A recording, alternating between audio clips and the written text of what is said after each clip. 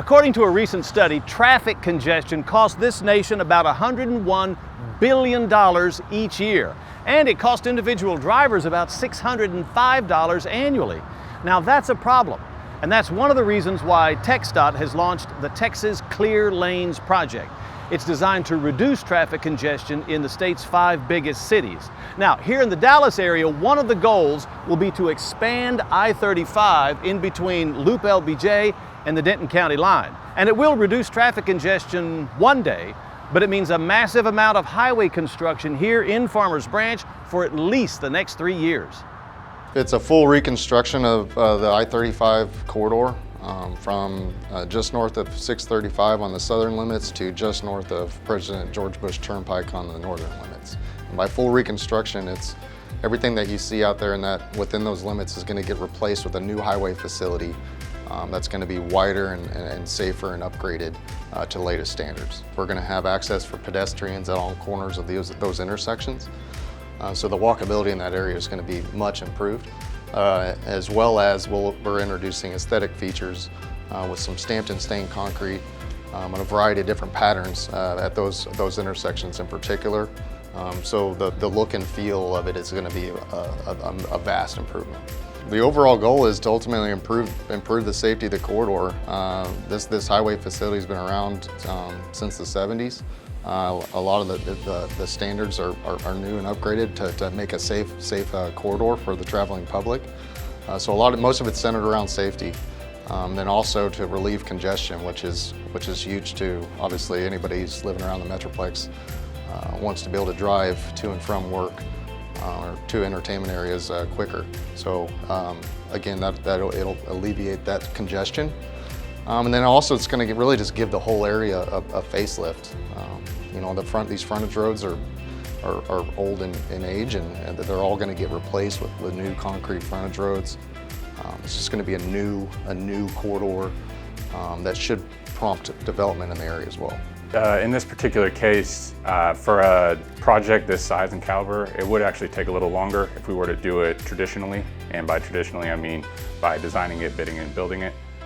In this case, we do a design build, and in turn, we have a 5-year goal, or I believe it's 4 years. And in turn, we design it as we construct it. So this 3 years is actually pretty accelerated, and that with Lone Star, they're able to get the manpower in to get in and get out.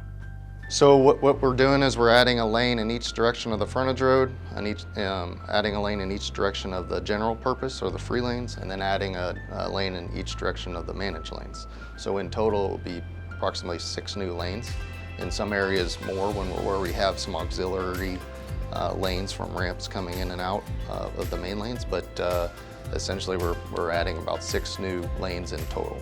Our contract requires us to maintain capacity on the main lanes during construction. And so obviously that's a challenge, is to replace the highway with a new facility right on top of the existing. Expect,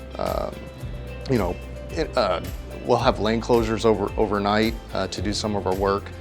It's impossible to build these without lane closures, but primarily that's going to happen at night and off-peak hours to try to minimize any impacts to the public.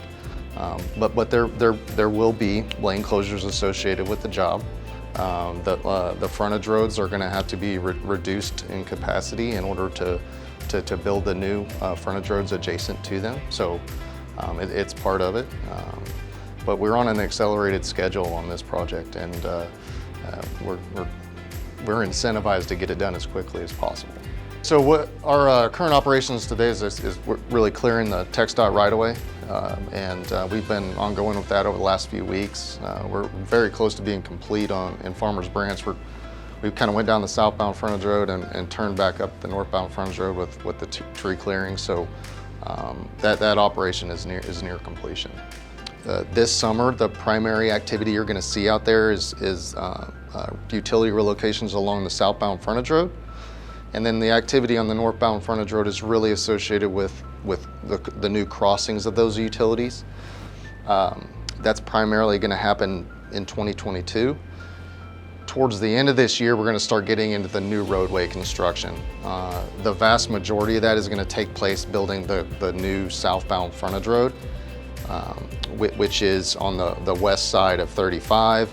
And if you drive the corridor today, you'll see that that's predominantly where TXDOT acquired the right-of-way to accommodate the new widened facility. So the first step in our traffic phasing is to build that southbound frontage road the length of the project limits, and then we'll be looking to switch traffic onto that new pavement on that new alignment at some point next year, in early to midsummer next year.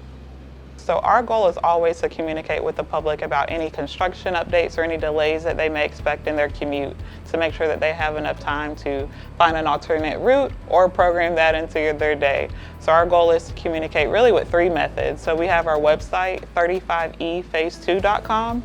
And so our website will be updated on a weekly basis with any alerts or closures that'll happen along the corridor. In addition to that, we also have text notifications. So that's really great. You'll get that right to your phone, and any emergency or alerts or notifications that are happening, we'll provide those right to your phone, so you'll be able to know and plan for any event as you may go off out of work.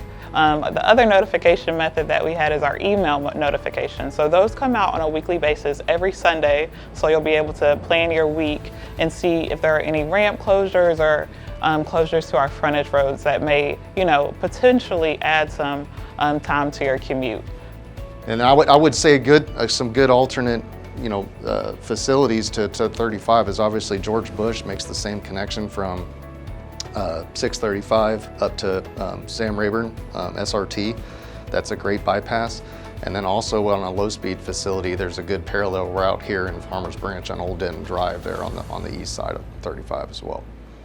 So this I-35 expansion project is projected to cost about $675 million and to take at least until 2025.